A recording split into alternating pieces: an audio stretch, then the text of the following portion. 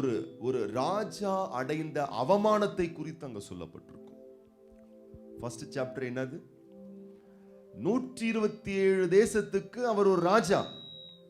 ஆனா அவனை அவமானப்படுத்துறதுக்குன்னு ஒருத்தங்க இருக்காங்க. பக்கத்துல பார்த்து சொல்லுங்க, நீங்க எவ்வளவுதான் கெத்தா இருந்தாலும், எவ்வளவுதான் சொத்து இருந்தாலும், எவ்வளவுதான் திறமை இருந்தாலும், எவ்வளவுதான் மேன்மை இருந்தாலும், உன்னை மொக்க வாங்க வைக்கிறதுக்குன்னே ஒரு கூட்டம் இருக்கும். அது எப்படியாச்சும் ஒரு கூட்டம் வரும். அது நண்பர்கள் கூட்டத்திலிருந்து வரும், தெரிஞ்சவங்க கூட்டத்திலிருந்து வரும், மாமனார் கூட்டத்திலிருந்து வரும், மாமியார் கூட்டத்திலிருந்து வரும், நரி கூட்டமா வரும். யாராச்சும் நம்மளை புண்படுத்துறதுக்காகவே வருவாங்க.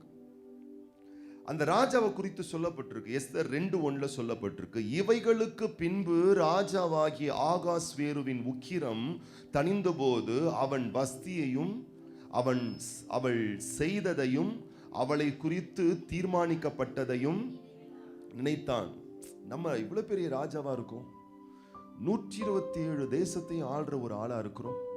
ஆனா நம்மையும் இப்படி மொக்க பண்ணிட்டாங்களே, அவமானப்படுத்திட்டாங்களே, வேதனைப்படுத்திட்டாங்களேன்னு சொல்லி ஏற்பட்ட அந்த சம்பவத்தின் மூலம் நடந்ததான ஒரு நிகழ்வு, அந்த புண்ணு இன்னும் அவனுக்கு ஆறாம அது நினைச்சுக்கிட்டே இருக்கிற ஒரு நபர் ஆயிட்டானா. நீங்க நினைக்கலாம், நான் அன்னாடங்காட்சி, அதான் நான் ரொம்ப கஷ்டப்படுறேன், எனக்கு ரொம்ப வருமானம் கம்மி, அதான் நான் கஷ்டப்படுறேன், நான் ரொம்ப படிக்கல, அதான் நான் கஷ்டப்படுறேன். பக்கத்துல பார்த்து சொல்லு, நீ மட்டும் இல்ல தாயி, 127 நாட்டு ஆண்டானே அவன் மனசு கூட புண்பட்டு இருக்கு.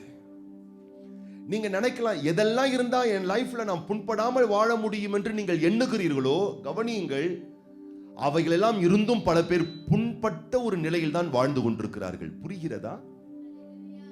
நம்ம நினைக்கிறோம்ல, இதெல்லாம் இருந்தா நான் புண்படவே மாட்டேன் லைஃப்ல அப்படின்னு நம்ம நினைக்கிறோம்ல. அது எது இருந்தால் நான் புண்பட மாட்டேன் என்று நீங்கள் எண்ணுகிறீர்களோ, அதையெல்லாம் தன்னகத்தை வைத்திருக்கக்கூடிய நபர்களும் புண்பட்டுதான் வாழ்ந்து கொண்டிருக்கிறார்கள். அல்லேலூயா. புண்பட்ட மனசுக்கு எதுதான் மருந்து? புண் என்பது காயம், வடு. ரெண்டு விஷயம் தான் இருக்கு. இந்த புண்பட்ட இருதயத்தை ஆற்றுவதற்கு உலகம் தேடுவது தவறான பாதைகள், தவறான வழிகள். தேவனோ நீதியின் வழியிலே நம்முடைய காயங்களை ஆற்ற வல்லவராய் இருக்கிறார். இன்று இருந்தாலும் சரி, என்றிருந்தாலும் சரி, நன்றாய் புரிந்து கொள்ளுங்கள், ஏதோ ஒரு விதத்துல நம்ம சொந்தங்கள் மூலமாகவே நாம் புண்பட முடியும். ஏன் சொந்த கணவரால், மனைவியால், ஏன் பெற்றெடுத்த பாசமான பிள்ளைகளால், பேர பிள்ளைகளால், நட்பு வட்டாரங்களால், இன்றைக்கு இவர்கள் தான் எனக்கு எல்லாம் என்று சொல்லுகிறோமோ அவர்களாலேயே நாம் புண்படுவது என்பது யதார்த்தமான ஒரு நிகழ்வு. ஆனா அப்படிப்பட்ட புண்படுகிற நேரத்தில் இந்த ராஜா உடைந்து போனான். இன்றைக்கு நான் உங்களுக்கு ஒரு ராஜாதி ராஜாவை காட்டுறேன். அவருடைய கிரியைகள் பலத்தது. அவர் இந்த மாம்ச கண்ணுக்கு தெரியாவிட்டாலும் அவர் மீட்பராய் ஜீவித்துக் கொண்டிருக்கிறார்.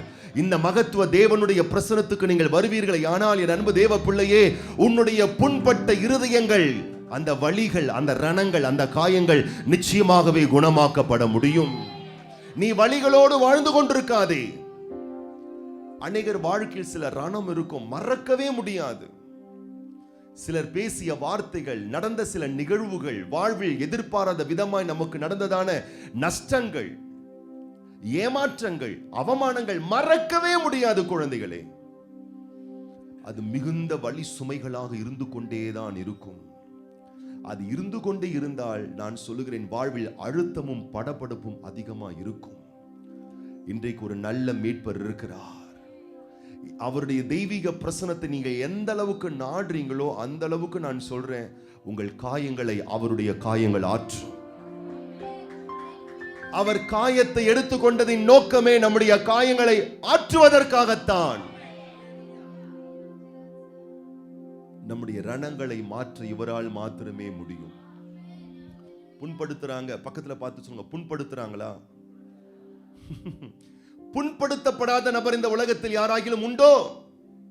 யாராச்சும் இங்க வந்திருக்கோம், நீங்க சொல்ல முடியுமா, என்னை யாருமே இது வரைக்கும் கஷ்டப்படுத்தினதே இல்லை? யாராச்சும் ஒருத்தர் சொல்ல முடியுமா? அப்படி இருந்தால் முன்பதாக வாருங்கள். ஆண்டவராக இயேசு கிறிஸ்துவுக்கு அந்த பாடு. அப்போ நம்ம என்ன பண்ண முடியாதுன்னா, இப்படி புண்படுத்தக்கூடிய கூட்டத்தை நம்ம என்ன பண்ண முடியாது, தவிர்க்க முடியாது. ஒன்ன தவிர்த்து கொள்ளலாம். என்ன தெரியுமா? நாம் புண்படாத அளவுக்கு நம்மை அந்த விஷயத்திலிருந்து நம்மை தவிர்த்துக் கொள்ளலாம். காரணம், நம்முடைய ரணங்களை ஆற்றக்கூடிய மருத்துவராய் தேவாதி தேவன் இருக்கிறார். ஆகாஸ்வேரு ராஜாவும் புண்பட்டான், தாவீதும் புண்பட்டான். வேதம் சொல்லுகிறது, தாவீது புண்படும் பொழுதெல்லாம் கர்த்தருக்குள் தன்னை திடப்படுத்திக் கொண்டான். கர்த்தருக்குள் தன்னை திடப்படுத்திக் கொண்டான். இன்னைக்கு கர்த்தர் நம்முடைய மனதில் இருக்கக்கூடிய ரணங்களை ஆற்ற வல்லவராயிருக்கிறார். உங்கள் வலது கரங்களை இருதயத்தில் வைத்துக் கொள்ளுங்கள். உங்களுக்காக நான் ஜெபம் பண்ண போறேன். பரிசுத்த ஆவியானவரே, உம்முடைய தெய்வீகமான வல்லமை இப்பொழுது ஆண்டவரே இந்த மகிமை ஆலயத்தில் இருக்கிற ஒவ்வொரு பிள்ளைகளுடைய இருதயங்களை தொடுவீராக.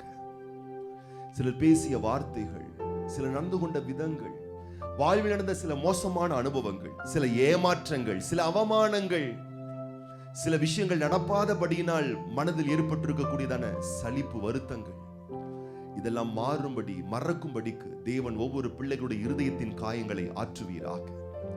யோசேப்பு சொன்னார், என் தகப்பன் குடும்பத்தார் எனக்கு செய்த யாவையும் கர்த்தர் மறக்க பண்ணினார். ஆண்டவரே, உம்முடைய பிள்ளைகளுடைய இதயத்தின் காயங்களை ஆற்றுவீராக.